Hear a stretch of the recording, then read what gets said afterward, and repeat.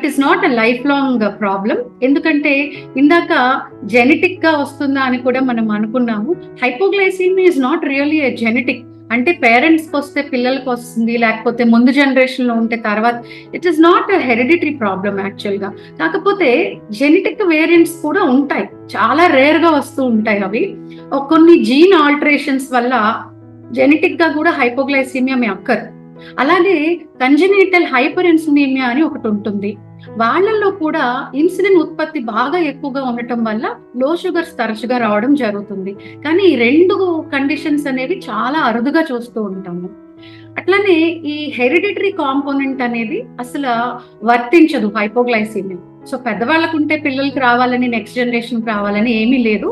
Hypoglycaemia ఏంటి, purely మనం తీసుకునేటటువంటి ఆహారాన్ని బట్టి, అలాగే మనం వేసుకున్నటువంటి మెడికేషన్ డోస్ మీద ఆధారపడి ఉంటుంది.